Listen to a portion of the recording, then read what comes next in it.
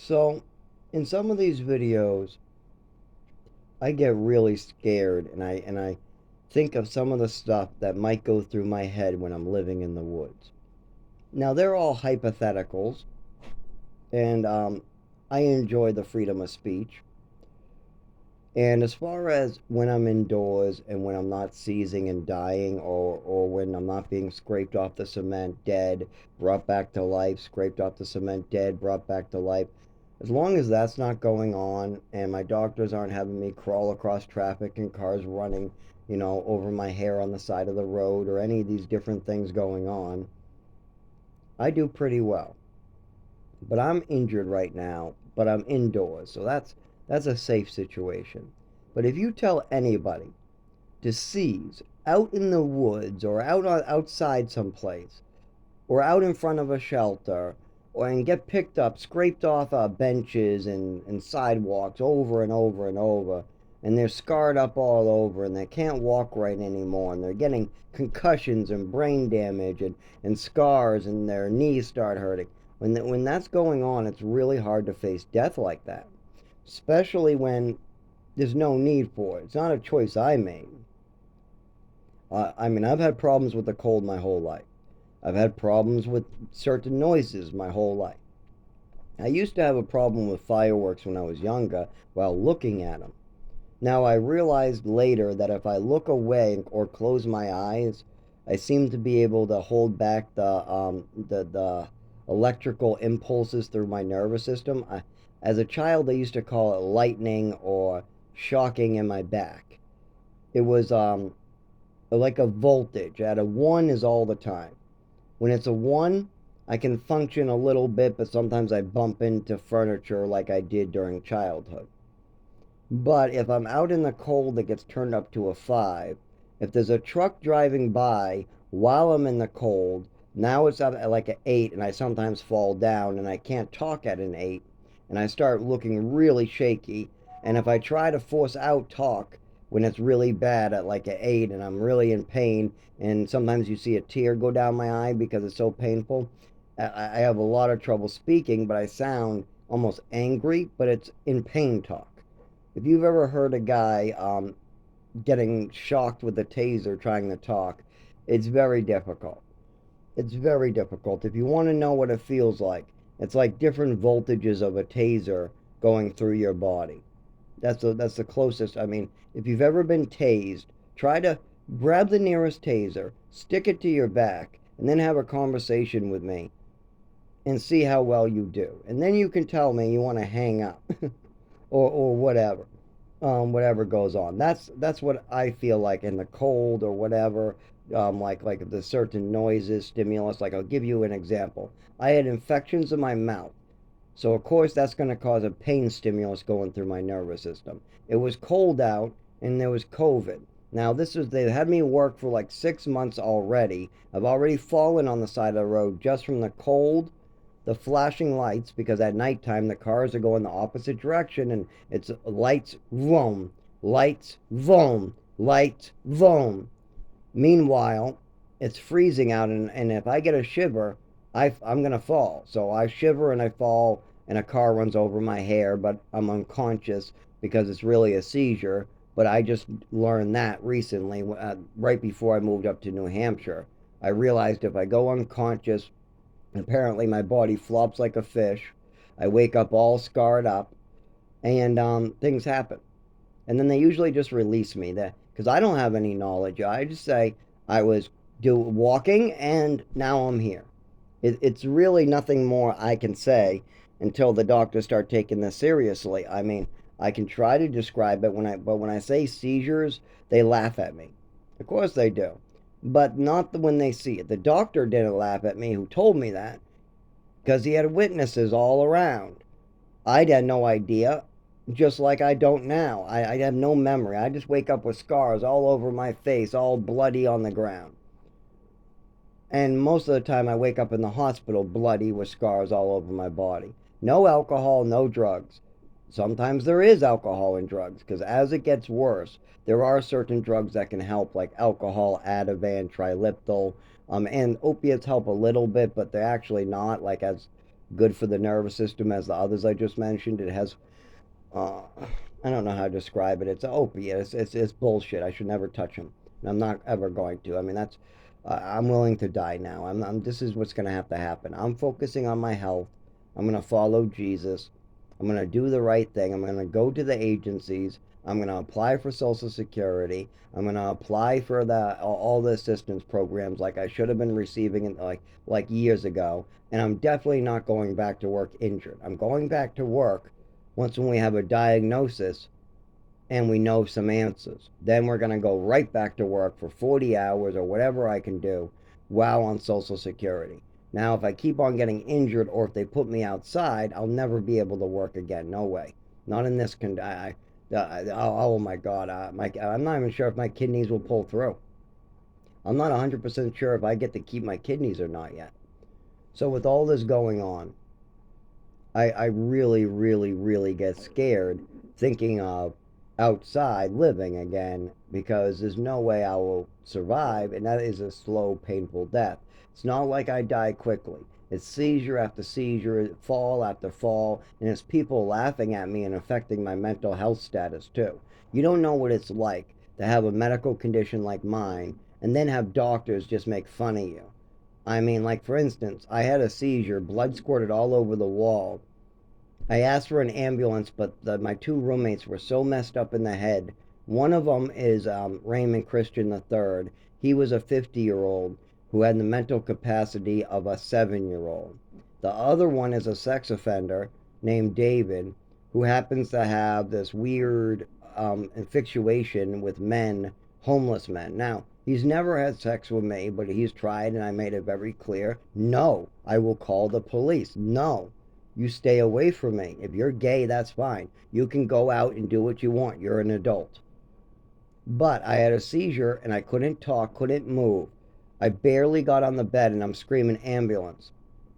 Now got my face is swollen up like Frankenstein. There's blood on the wall. My head during the seizure hit a table on the way down. And I was like, my whole body's all fucking bloodied up on the face. I mean, my whole body's fucked up and my head's all swollen out and I can't talk, can't form sentences. And the only thing I used before this was a nice glass of kratom tea that somebody gave me, and this was like the day before. It wasn't like connected, but and I had a total flu problem slash infection problem thing going on at this time. I had a lot of little problems, and I was also having a lot of allergies, and that was a big problem too. So I was on allergy medication, but that was also before the seizure. But that's the only thing I should mention. There's no other medications involved. I'm not feeding into my mother's mental illness. What I keep on, sometimes during my life, I've fed into my mother's mental illness thinking it would help, and then it made me worse just because I wanted to sleep. I would take like Thorazine, Seroquel, Trazodone, and I would try to use those to sleep, even though I know that some of them affect my mental health. But we're not doing that. Those also affect my seizures, but I didn't know. I didn't know that those make my shakes worse because I have no idea what the doctors are doing with all these antipsychotics and all these other drugs from childhood. I have no idea. I just listened to my mother and took the pills. But there was a lot of PTSD memories that I know are illegal now. As a child, I thought you were allowed to give your child a full bottle of Epicac as a punishment. I thought that was perfectly allowed. My mother did it to me. She told people she did it to me. Nobody seemed to care that my mother gave me a full bottle of Epicac or extra medications. I mean, because she called it extra medications. But it was a full bottle of Epicac. She poured the whole bottle in with no water, no mix, nothing. 7 ounces is what there was, and then made me drink it all. That's what happened. But there also was an overdose at age 7. My mother called it a mysterious allergy attack, but I also didn't know that her behaviors were illegal. Like, for instance, during this allergy attack, I lost my vision. I lost every ability to feel in my body. I couldn't stand up. I couldn't talk. And my breathing was slowing down, and I lost consciousness. Now, I know that she was on the phone with a medical person. Later, I found out that they told her to bring me to the emergency room. And as I went out, I know what she said, that they don't know what they're talking about, and hung up on them. As a child, I did not know that that was not normal behavior. Now I do, though. You don't hang up on the people trying to give you advice to save your son's life. You need to bring me to the emergency room right away. But she refused. Now, I didn't know this. I didn't know this stuff until I became an adult and started to actually go online and figure out, is this okay? No, it is not okay. Not only that, the way she acted in the doctor's office when I was a child speaking about this, because it wasn't like I kept it to myself. I mean, I'm scared now. I'm a 7 year old who can never feel his body the same way. I am scared. I'm shaking, and now, and when I walk, and everything's different, and my speech is different, and my cold is hurting severely. I don't know what the hell's going on. So I tell the doctor about this night, and my mother says it's just some allergy attack from the medication. The doctor asks, what medication? I don't know, my mother says. Just forget about it. Then the next time I bring it up, it's an allergy attack from the medication. Then the next time I bring it up, it was just an allergy. Then the next time I bring it up, oh, don't talk about that. That's just a fantasy. Don't talk about that, Zach. So as things got later, she was also making up more illnesses to cover that up as well. So I got more and more pills being put into me that I did not need. And she would doctor shop to get these pills put into me and to get her narrative out. So today, I can't get any help.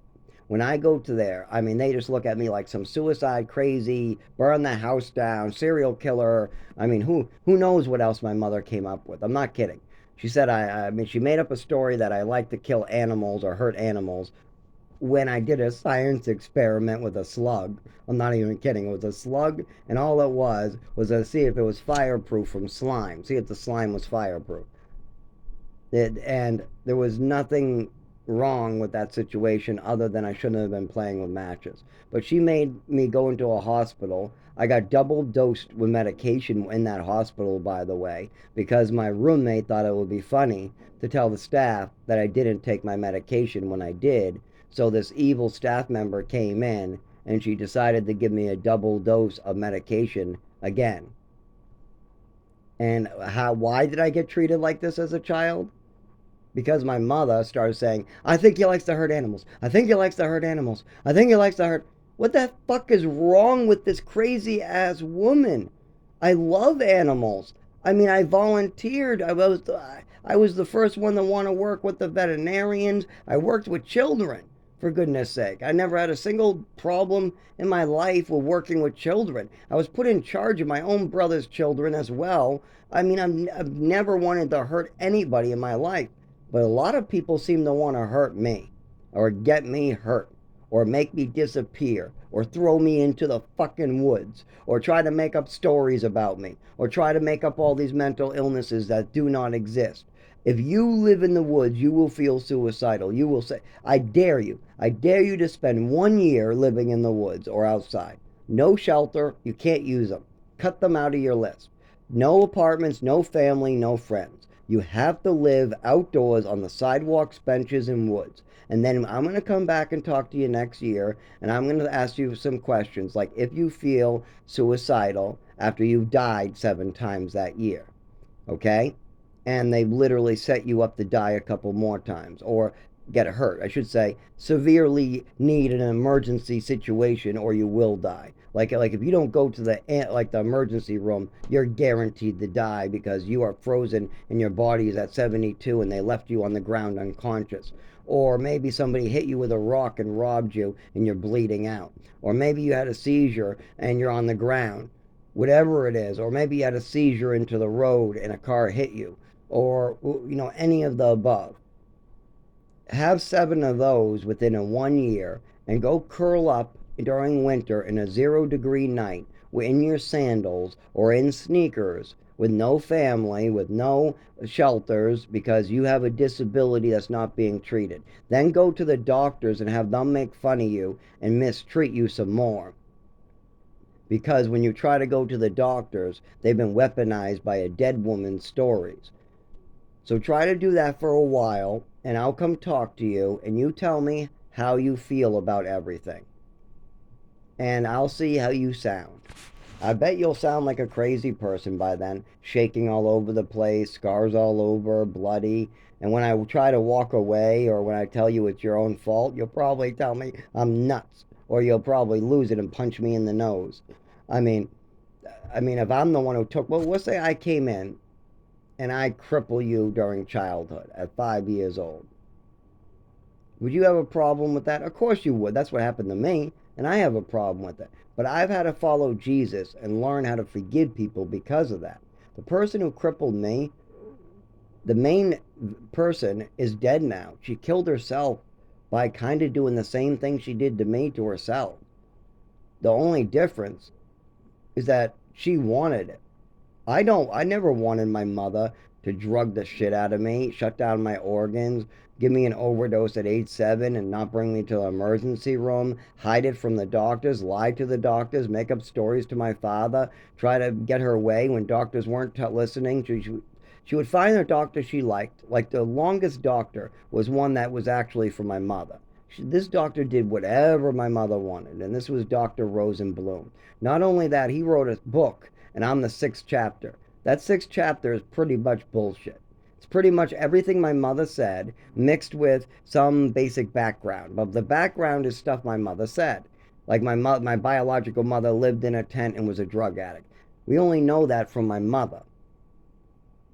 And I believe it, but this doctor literally sucked up every single thing my mother said. And if I went against it, oh boy, was I smacked. Oh boy. I was told I'm a liar. I'm a liar. My mother's drinking and I'm a liar. My mother's making up stories about me, but I'm the liar. When my mother took my swimming medal away, I'm a liar. When she starts trying to give me an overdose and it's not an allergy attack, she wants to make it go away. When I bring it up, she gets mad. When she gave me a full bottle of Epicac, but I bring it up at the doctor's office, I'm a liar. She doesn't remember that. I must be making it up, she tells the doctors. But she admits it in front of my sister. She admits it in front of me. She admitted it in front of my little nephew. She admitted it in front of her husband. But in front of the doctor, of course not. Giving a child a full bottle of Epicac is illegal. So is giving him an overdose and not bringing him to the ambulance. So is putting drugs in his things on Halloween. All these things are massively illegal and cause permanent damage in your child's body. And I do. For 25 years, I've suffered because of my crazy mother's choices. And now I'm supposed to move back into the woods because of it. These are the people who made these choices. My mother, my father, the doctors, the big pharmacies, like the pharmaceutical companies, and now we got the states involved. Because don't forget, the Department of Health and Human Services of Massachusetts, the Department of Health and Human Services of Rochester, and a lot of agencies of Rochester, as well as a lot of hospitals in Lowell, Massachusetts, could have stepped in at any time they wanted. But the hospitals in Massachusetts get a pass. Because from the age of 19 to 23, for 4 years, I ran from this. I just decided to treat myself with alcohol, and I would run as far as I could. It didn't work. Now, I didn't choose to be in the woods. I wanted to be in the shelter, but my disability disqualifies me pretty quickly. Because even if I get an anxiety attack, my shakes get worse and then they stick with me for a longer amount of time. By the way, that's another thing. I have anxiety with a neurological disorder. But the doctors, when they want a little scapegoat, when they don't want to do their jobs and they want to make their jobs easy, they can make my neurological disorder seem like an anxiety attack. But there's a lot of differences, and when I try to explain those differences, they don't want to listen. And I don't speak well during these. I can't speak. So if I do try to explain these differences and they don't want to listen, I can't make them listen. And then they just write in their file, it was an anxiety attack. But yet, I had lightning going through my hands. There was unconscious, and I fell to the ground. I've never seen an anxiety attack make me not be able to move my arms and legs. And sometimes it happens when there is no anxiety. Why is that? I've never heard of it happening for 24 hours a day, every day of your life either. And I don't remember anxiety attacks starting with an overdose. I mean, it could from the abuse, but there's also a lot more to this, like numbness in the hands. I can play tennis barefoot. I had no anxiety that day. I was having fun with my nephew, but I could not feel the bottom of my feet, so I played barefoot because I really couldn't feel the sandpaper ripping the skin off the bottom of my. I couldn't feel that happening. I could play tennis, and then after I did a whole game that's like 6 sets or something, or maybe I got that reversed, 6 games in 1 set or whatever it is, my feet were bleeding. And then hours later, I was in pain because it got deeper and I started to heal, and I realized, oh, yeah, so I do have some feeling deeper in my body. That's great. But I had no anxiety that day. So what does that? Anxiety is in your feet, in the bottom of your feet. Is that what anxiety is? No, no. That's a nerve damage. That's a necrosis, or there's another word that I looked up. Also, it's in my hands. I drop phones. I drop coffee mugs. I'll be getting myself like a cup of juice in the morning, coffee, whatever, and I'll just slip right out because I can't feel the glass in my hand. Is that anxiety? No. I also have this shaking when I go in the cold.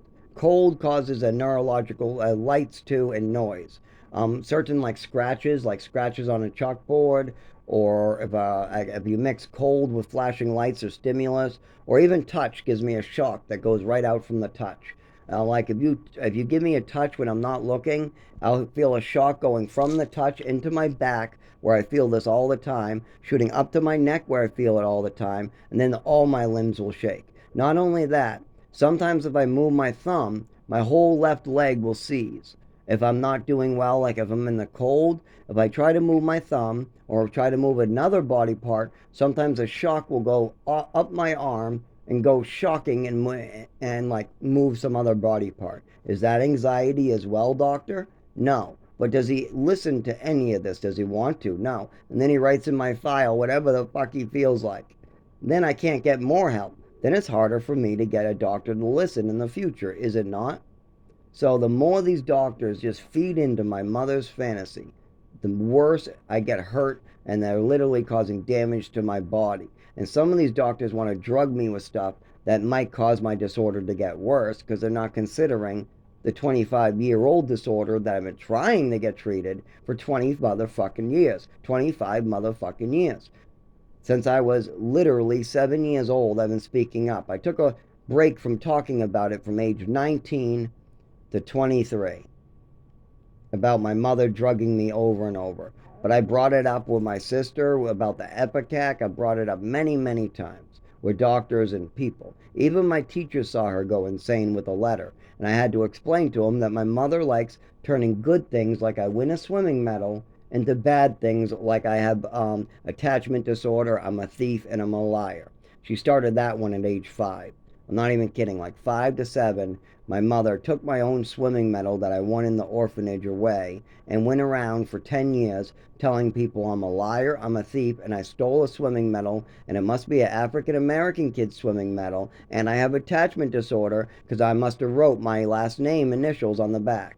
Meanwhile, when I was in the orphanage, my name was ZG. Those were my initials. And this little blonde girl, or I should say staff member that was in her 20s or whatever, she wrote my initials that were my initials. And I won the swimming medal. What the hell? I just treaded some water, but still. It's some accomplishment that I had, and then my mother has to take away and change into this crazy mental illness story. She did this a lot. The teacher saw it when I was in Worcester. That was a middle school, I think, or maybe it was a high school. I don't even remember. There's so much screwed up stuff. I don't want to go into the PTSD memories. I'll cry. This is mostly for the people to understand what's really going on here. Before, because when I'm dying in the woods, I want people to know why. And it's not for so many bullshit that's on paper. Anything they write down on paper will probably be based on my mother's fantasies. But here is the truth right here.